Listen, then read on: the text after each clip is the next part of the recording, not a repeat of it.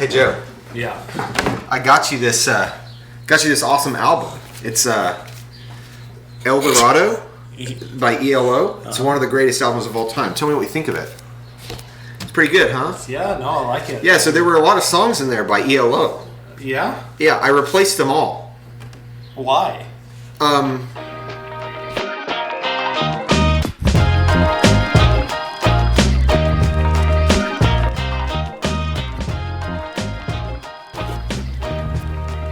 So, welcome back to Not Qualified. This week, what are we not qualified to talk about, Joe?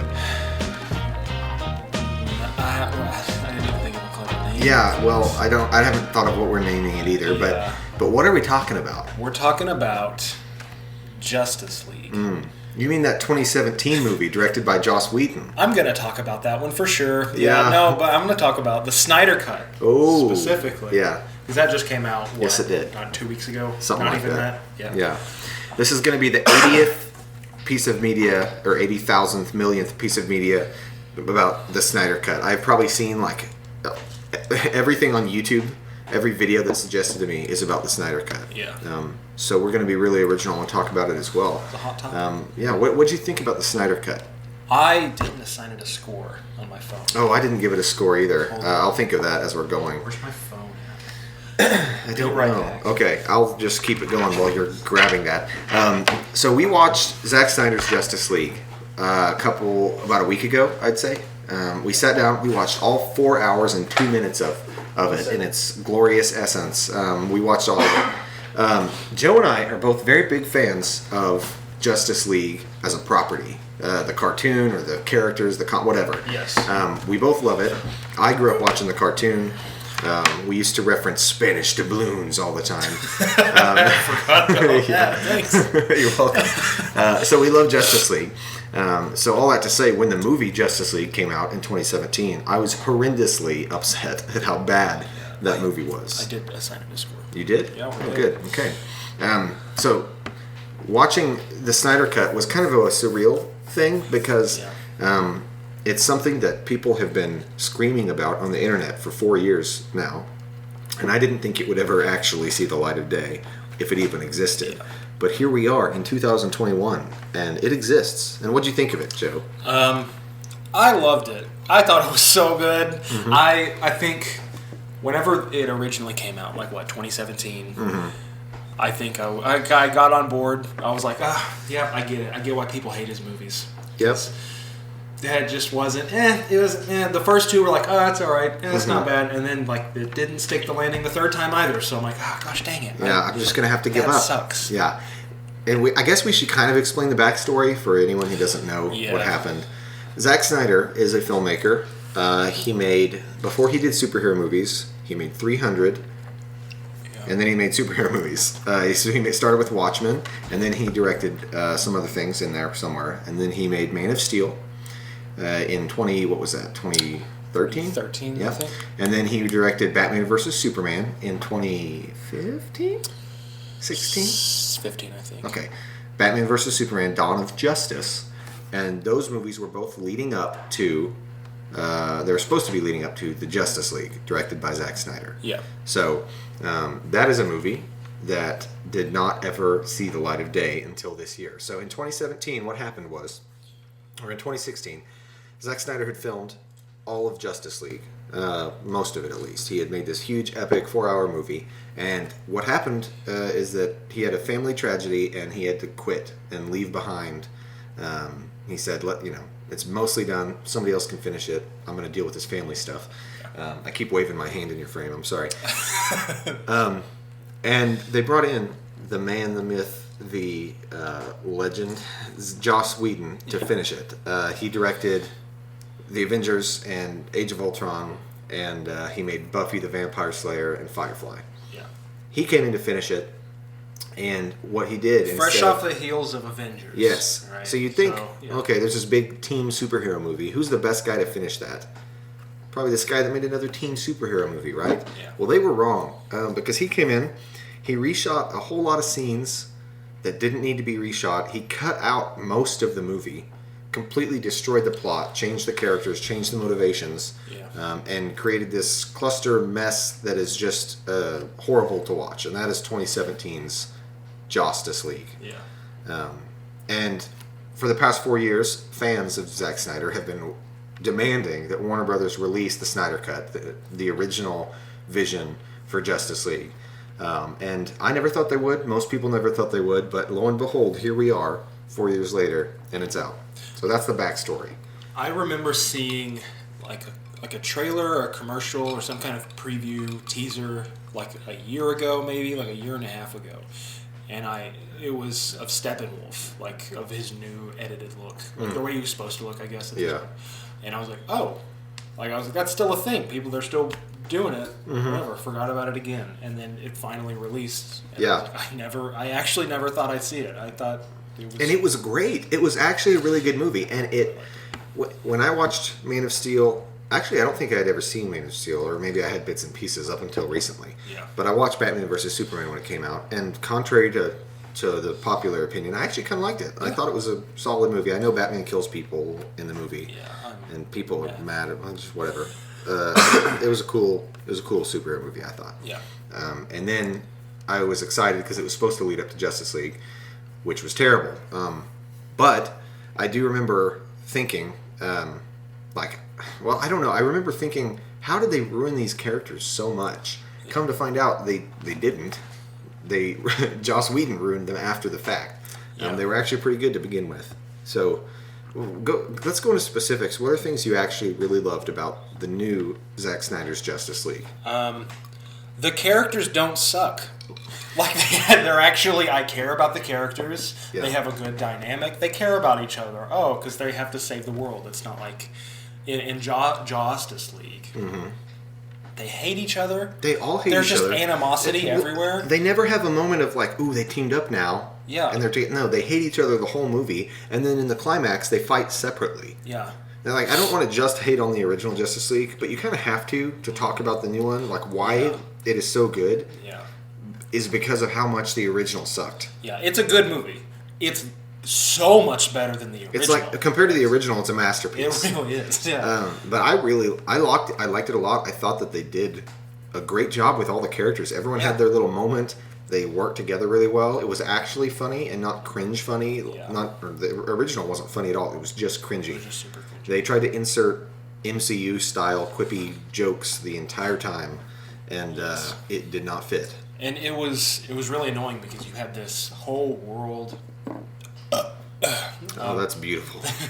You're welcome. We've got more comments on our burps than anything else about this podcast. Hey, well, whatever gets us views. You have this whole world like this Snyder-esque, super dark and gritty. It's edgy. And then you get to the third movie, and it still feels like it's supposed to be like that. Yeah. Except they hate each other, so there's that, but also they're all cracking jokes. You can also tell. So it just doesn't. It fits. It's really weird. It doesn't fit. Yeah, and you can tell the movie was filmed to have that Zack Snyder desaturated look that the first two had, but then Joss Whedon showed up and just cranked up the saturation to 11. So everything is too brightly colored in the original. Yeah. And they also some stuff I really am dumbfounded at the fact that they changed it. Like, why did you think that needed to be changed? Mm-hmm. Like, my favorite scenes from the entire movie were not in the original. Like Flash's introduction. Yeah. And Flash's... Spoiler alert, obviously. Yeah. If you haven't seen it, come back in 4 hours and listen to this. I'm going to quit giving spoiler alerts. If whatever the 10 people are listening haven't seen these movies, then they deserve to be spoiled. They deserve to be spoiled. Well, anyway, but I was amazed at how, like, that introduction scene with the Flash and, spoiler alert, Flash's scene at the end where he saves the day. Yeah. That was two of the coolest scenes in the entire movie, and they were not anywhere in the original. No, not at all. I'll give some credit to the movie. The original? The original Justice League. I really liked the thumbnail on HBO Max. That's it. It just looks super comic book. Like it's like, oh, I looked up Justice League because I was going to watch it again, and I kept flipping past it because I thought it was one of the animated movie covers. Like it's just very vibrant, the downside is the whole movie's like that when it's not supposed to be. Yeah. Well, also, nothing. They changed the plot to the point that it doesn't make sense in the original cut. In the new cut, everything makes sense. Characters are developed, and I don't know, they're fleshed out, and things are actually enjoyable. Even though it's 4 hours long, it's an enjoyable thing to sit through. Yeah. But in the original, they took out key elements of the plot. Like Cyborg, they never even explain what his powers are. Yeah. And he never does anything in the movie. No. They also changed things. Like they add this whole subplot where Batman hates Wonder Woman because she's been hiding in the shadows and not helping people for the past 100 years. Except that completely contradicts what she does in this very movie. Like when she stops the bank robbery at the beginning. Yeah. And it contradicts Wonder Woman 1984, which we have now. Which is, we should do an episode on that movie. That's a terrible movie. Anyway, so they changed the plot to the extent that it doesn't even make sense anymore, and then they add in really cringy jokes about brunch, and they added a dumb Russian family in a truck. They just made everything worse. Yeah. So I rewatched Man of Steel, Batman v Superman. After I had watched the new Snyder good cut. Snyder cut, yes. Because I was going to go back through, I watched the original Justice League, and then I rewatched the Snyder cut again. I just finished it again last night. I have scores for all of these. Okay, I don't yet. Man of Steel, 39. I liked it. It's solid. That's a decent score. score. Hate it. Cool. Batman v Superman, 31. It's still on the solid side. I liked it. I liked it a lot more than I didn't.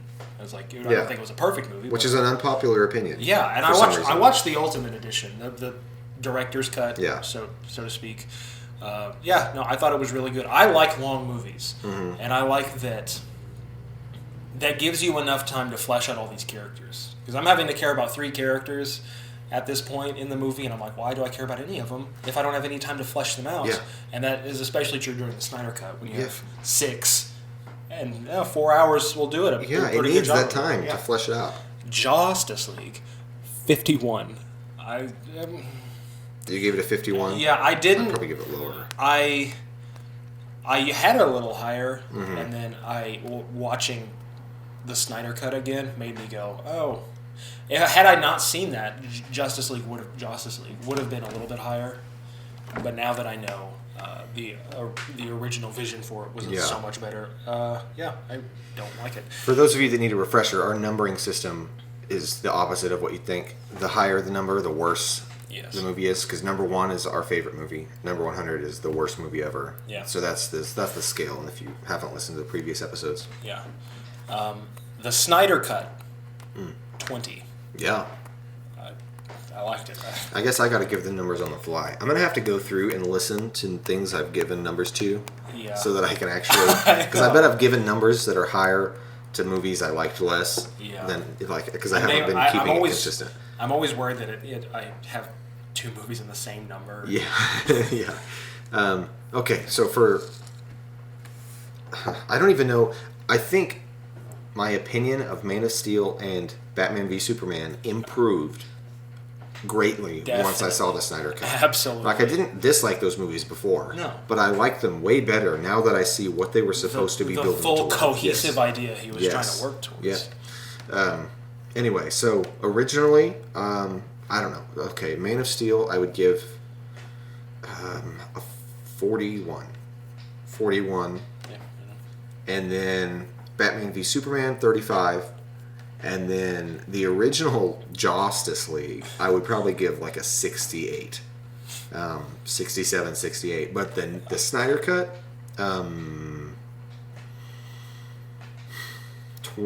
I'd say 20 to 23, somewhere in that range. Cool. I liked it. I thought it was a really good movie. I have some critiques for both of them. Okay. For Justice League and the Snyder Cut. So in Justice League, they still have the bank scene. And I've heard some critiques on that, like, what was the deal with the super terrorists that were going to blow up a bunch of children? For no reason. I think they could have gone with a less serious crime to show that she's still in action, that she's still fighting When that happened in the movie, I thought these characters were going to be a bigger part of the plot based on how heinous their crime was. But they were just criminals, and she was stopping bad criminals. Okay, that's cool. It was a wild way to do that, but I thought it was neat. In the Justice League, she's moving around all zip zappy super fast, which looks super goofy, but that's how it would probably look anyway. So I guess I'm okay with it. She's moving around blocking bullets, and he's like, "Who are you?" And she says, "A believer." And then she murders him in this version too. She blows him up. But I'm like, what? What does that mean? And that's what's wild about most of these scenes. So in the original Justice League, you can tell that a lot of actors' lines. First of all, you can tell what's reshot by Joss Whedon, which is like 90% of the movie. There's barely any overlap. They're different movies entirely. In the original theatrical cut, you can tell when these actors are just standing in front of a green screen because they're reshooting their lines a year later. Yeah. And just at like stuff like that. Just dumb that they didn't even need to do. Then you can also tell because Ben Affleck has gained weight in the reshoots. And he does not look as fit as he does in the Snyder cut. And then what boggles my mind is when he went and reshot scenes that had already been shot just to change one line or add one dumb joke.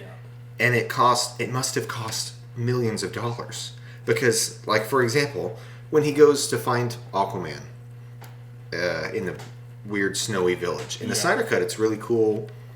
And they have this conversation. It's pretty serious, whatever. In the original Justice League, it's a reshot scene. Ben Affleck looks more bloated. And they added in fish jokes. They just added in jokes where for Ben Affleck to say, "Don't you talk to fish." That's it. That's the only thing different. And then overall it felt stupid. There's 2 fish jokes in the movie. Yeah. I know. So dumb. But So get this, stupid. what blows my mind about those is that wasn't just a green screen reshoot. They had to go to that location. They had to get all those extras back together a year later, rebuild the set, do everything, millions of dollars to add in a fish joke. Yeah. To make it worse, noticeably worse. It blows my mind the thought process that was going through Joss and the studio's head when they were reshooting that movie. Well, supposedly, Joss Whedon is like Stanley Kubrick. Like, he's a super abusive guy. Yeah. Except Stanley his Kubrick made good movies. Another dumb line. Whenever they're actually, I think they're going to go fight Steppenwolf at the end, and Batman's on his walkie with Alfred, and Batman's like, "Oh, this isn't the plan," and then Alfred goes, "It's not the plan, it's the team." What does that mean? What does that even mean? Or those dumb lines where they added in, where Joss Whedon was like, "Well, let's just shoot all the extra lines at one location. Let's just have them walk by a pond." Yeah. And so Batman and Wonder Woman are walking by a pond in the theatrical version. And he says some of the corniest stuff. Yeah, he I've says ever like, heard. "I wouldn't count on the races of men. They act like the doomsday clock has a snooze button." I guess we're not getting the band back together. What? I like it. What? It's a bad movie originally, and this is a really good movie, which is weird. Usually, when you re-release a movie, for example, if you were to watch Fellowship of the Ring, and then someone said, "Hey, there's an extended edition," and you watch that, you might have a preference of which one you think was better. Yeah. But your opinion wouldn't change that much of the movie. No, because it's already good. Because it's the same movie with more stuff. With more stuff. That's not what this is. No. This is a different movie. It's a different movie entirely. And also, I went all these years thinking that Zack Snyder was kind of just a dumb action guy or whatever. Like, he didn't know how to do much else. But that's because I thought that Justice League, the original, I thought that was mostly him. Yeah. And that what Joss Whedon did was just add a few things here and there. Yeah. But it's not. It's completely different. All the dumb stuff was from Joss Whedon. Yeah. So, anyway. Lois Lane's dumb and can't write good. She's a Pulitzer Prize winning author or journalist. Yeah. And then the end of the movie. In the original Justice League, the movie ends with a voiceover from her. Like, she's back in the grind. She's gonna go back to work now that Clark's back and she has her life back, and she's gonna clickety clackety on the keyboard. And she's like, it's just that corniest. Like, I'll believe it. I'll believe it if she's a Pulitzer Prize winning journalist. If everybody else in the world writes at a third grade level, Yeah, no kidding. It's so dumb. It blows my mind. Most of this episode so far has been us crapping on the original, but it's that bad. It's really that is, much of an improvement. in comparison. Yeah. Go ahead. I was going to say the one good critique on this movie was Danny Elfman's score. What a waste of Danny Elfman. Mm-hmm. It's a crap movie. I was thinking about that. Like, I didn't rewatch the original. I haven't seen it since it came out. But I do know that in the Justice League, Danny Elfman did the score, and he's one of my favorite composers ever. Yeah. I don't really remember the score. I liked it. Yeah. I thought it was really good. I do like on the Snyder cut. I think that the orchestration for that fits better for the movie with what he has. I don't think Danny Elfman's score would have fit his version of the movie very well, but it is a really good score. I liked it a lot. Too bad the movie sucks. So. Do you know what else is really cool? What? Our sponsor for this episode. So our sponsor for this episode of Not Qualified is this cool podcast that we've heard of called Not Qualified. They run a quality operation over there where are they from? Bangladesh. In Bangladesh. They air their show out of a sweatshop, and they produce some quality material, including this iPhone 12 phone case. If you're watching on video, you can see it. Look at this. Isn't this cool? It's mint. It matches my Mint phone. It's nice on and Mint sleek. Mobile? On Mint Mobile? Ooh. I didn't even think of that. And it's got our cool logo on the back. So you can buy this phone case on our website, and you can plenty of other put it stuff on your as well. phone. Yeah, shirts, hoodies, whatever. And you can just casually have this on your phone, laying on the table, and somebody will look at your phone and see the Not Qualified logo, and they'll think, "Oh my gosh, this guy has terrible self-esteem. He doesn't think highly of himself at all." And you can respond that also, but it's also a podcast that you should listen to. So it's kind of it serves a double purpose, and I think they look pretty cool, and you should buy one. That's our word from today's sponsor. On to my stuff about the Snyder Cut. Now, like I said, every character has depth now. I like all which the they didn't characters. have before. They didn't have before. Great. Good job, Zach. A critique on somebody else's critique. I get the line's a little cheesy whenever Batman goes, "He's never fought us before, United," or whatever. Mm-hmm. I was like, well, I mean, like, he could probably win, right? I don't think so. Bro, okay, Steppenwolf, right? He's the baddie, right? Darkseid's the big baddie, right? He's the one in command. He's the one in control of all this. And if Darkseid got absolutely beamed in like 3 minutes, all right. Yeah. That should be a pretty easy job. And you know what they didn't have before? They didn't have a freaking Kryptonian. Yeah, that's thousands of years ago, and now they do. They literally have an invincible man.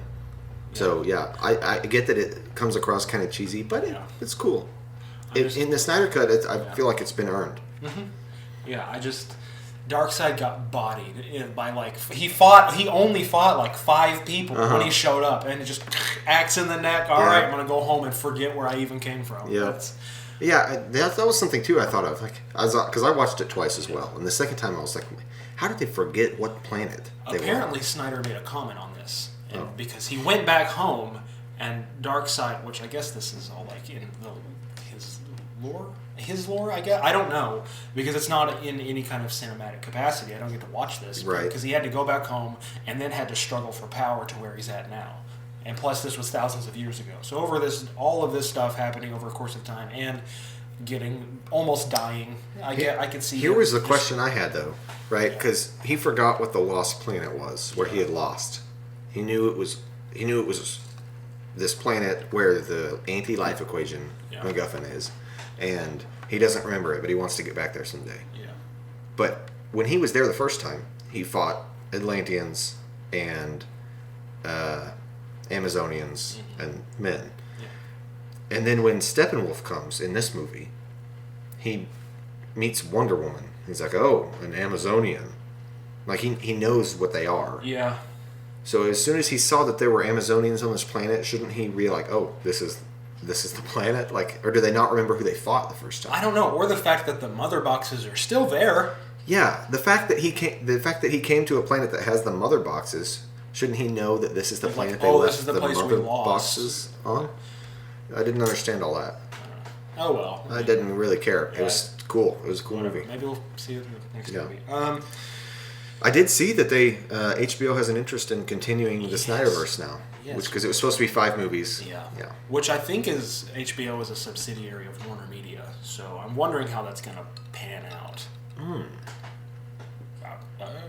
If I'm wrong on that, well, screw me. If I'm right, we'll see what happens. We'll see what happens. Oh, well.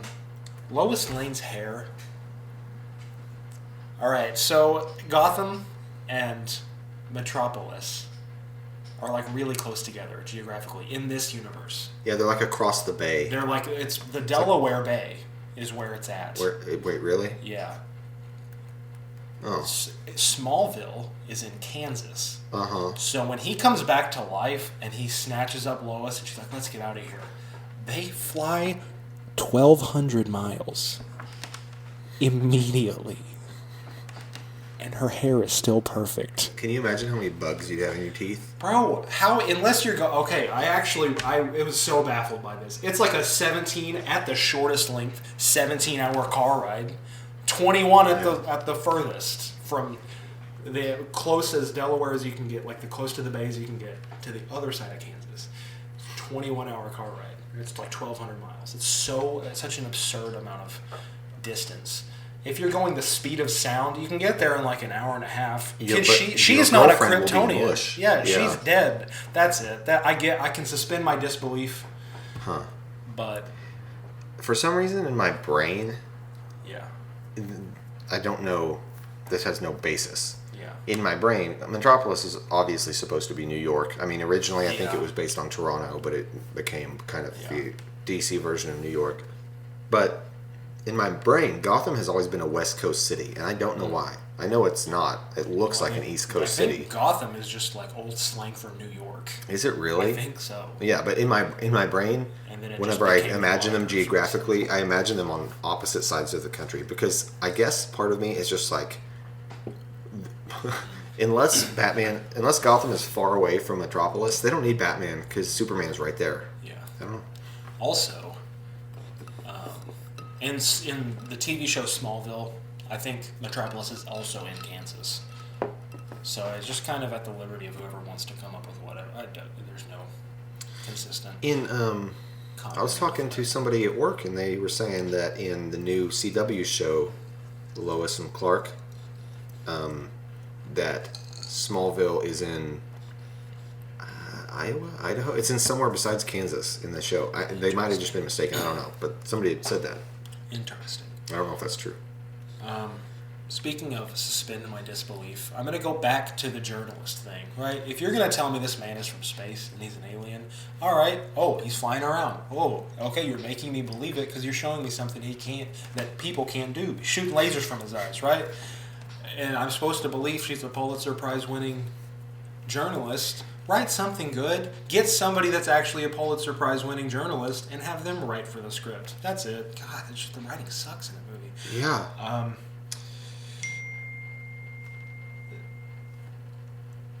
I like Jared Leto's Joker in this. I actually kind of like. In this, he was fine. He was Yeah, fine. I never saw Suicide Squad I or didn't either. anything else that I Jared was Leto's told not Joker. to watch Yeah. it, so I didn't. I like. It sounds he's obviously like edgier. He makes. He says we live in a society in the trailer. Yeah, Yeah. it's pretty cool.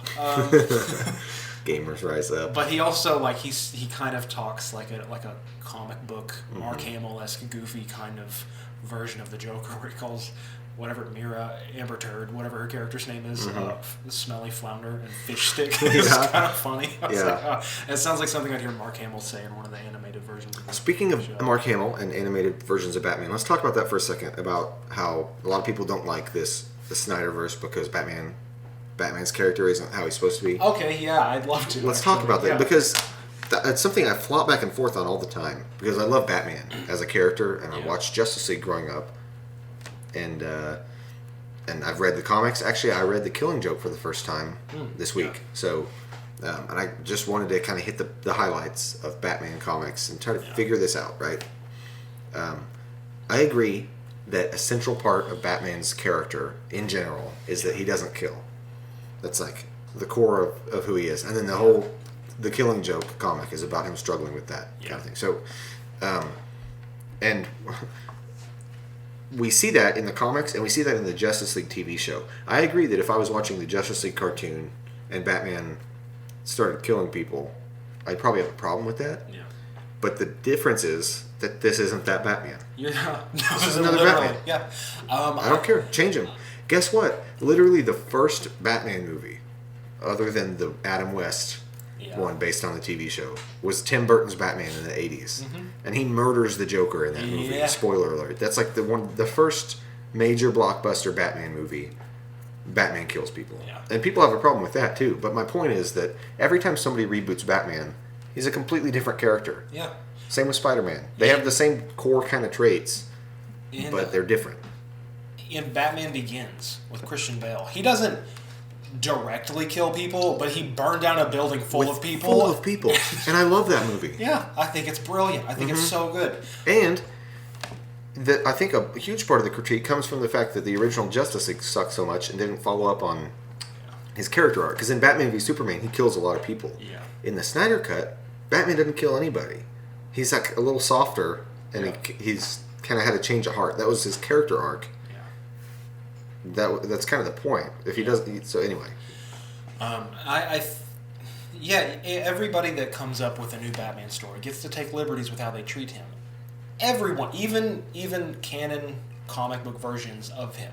In the Flashpoint Paradox, right? Flash travels so fast, he does a flash sideways from Lost, and he winds up in an alternate reality, right, where Bruce Wayne got shot instead. So Thomas Wayne is now the Batman. And he murders people like it's going out of business. He kills people like hotcakes. Constantly, right? I get the different person. It's still Batman. It's still the character, right?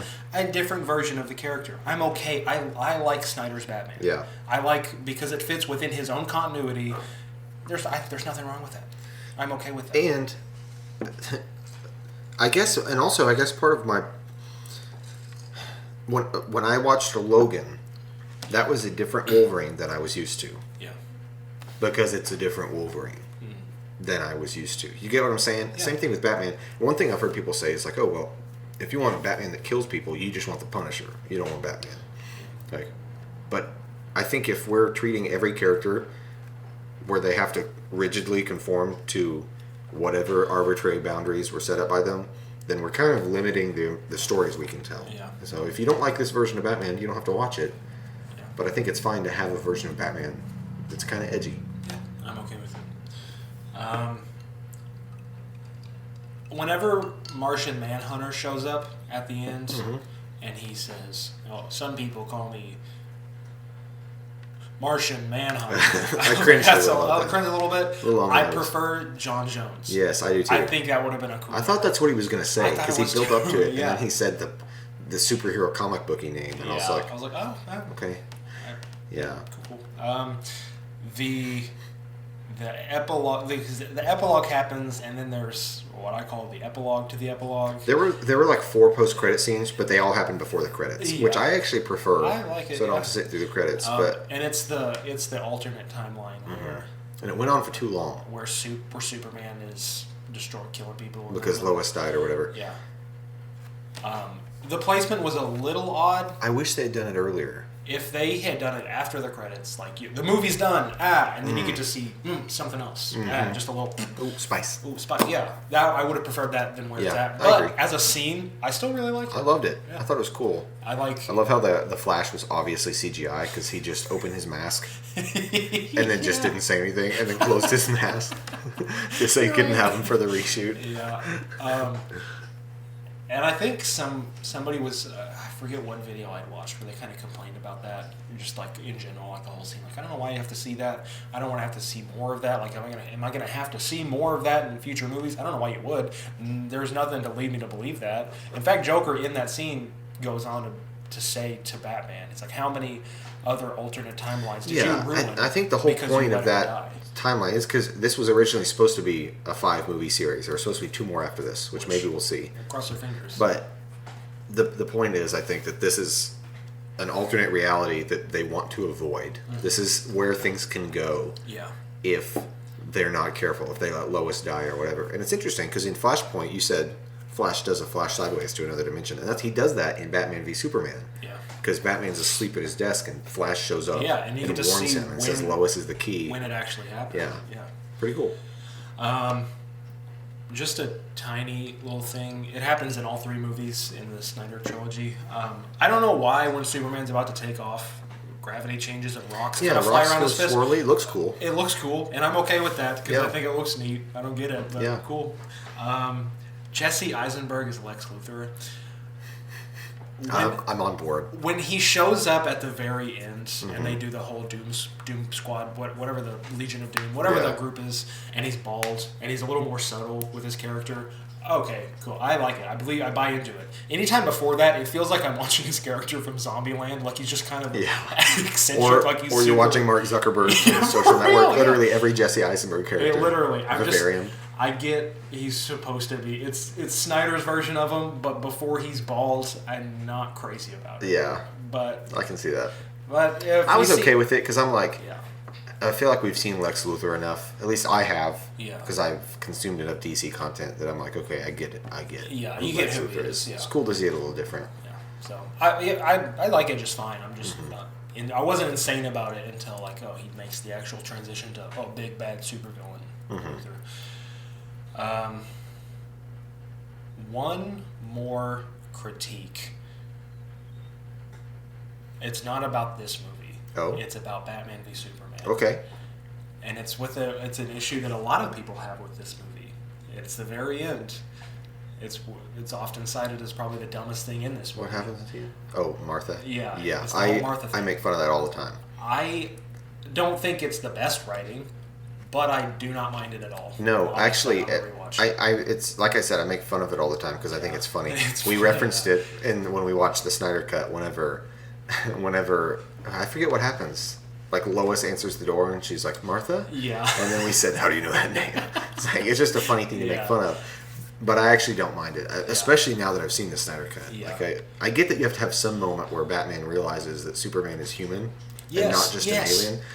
And I like that because for all the amount of like the way that Zack Snyder treats Superman like a god in his movies, that's a really cool thing to do because that's the essence of Superman's character is godlike powers. Except he was raised in Kansas. Yeah, he's not an alien. He's just from another planet, but he doesn't remember it. He just remembers Earth, Yeah. So I really like that he found some way to humanize him. So. And I get a lot of the critique about it, but the whole movie, the entire movie, literally the entire movie, Batman is lingering on his parents the entire movie. Yeah. Imagine if your mother died when you were a child. I don't want to. That's it for this week.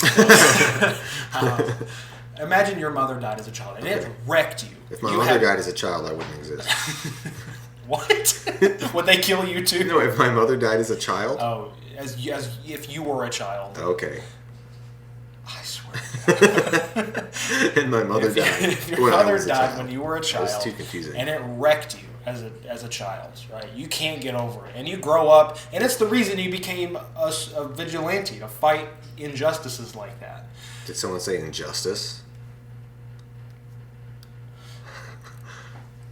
Continue. And you keep lingering on it, right? You're having nightmares. He literally has a nightmare about a giant bat living in their tombs. It's super creepy stuff. You can't get over it. It's been 40 years and you still can't get over it. And you're about to kill a man. You're about to stab him in his face with a spear. And he says, Sarah. You would take a minute. You would go, hold on. Yeah. Whoa, what do you mean by that? What is that? Why are you saying that? Mm-hmm. Because you just spent the past 50 years thinking about that name, and for whatever reason, this man you're about to stab just made a connection with you.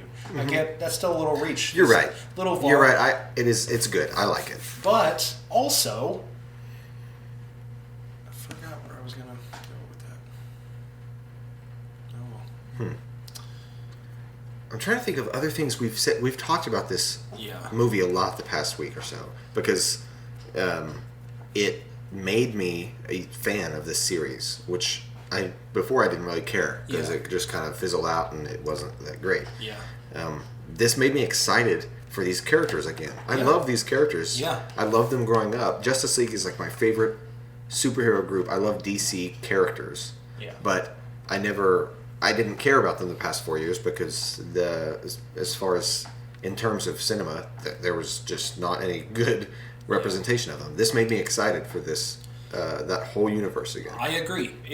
This movie turned me into like a Snyder fan, like a Snyder diehard fan. I really like it. Mm-hmm. What I was gonna say, on top of that, Batman spends his whole life lingering over the death of his parents, right? And then he makes a connection. Oh, Superman's human, and I think Batman it's kind of reading between the lines stuff. It's not explicit. Batman has that moment where he's about to be that guy that ruined his life to somebody else. I think that's what I saw that make the connection with. I'm okay with the line. I know it's goofy. I like it. But it's fun. I'm a Snyder fan. I like the series now. Yeah. Yep.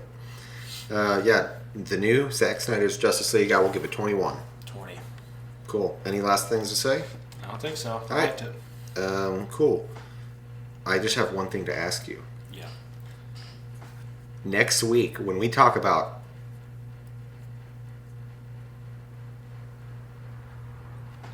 that's the cliffhanger.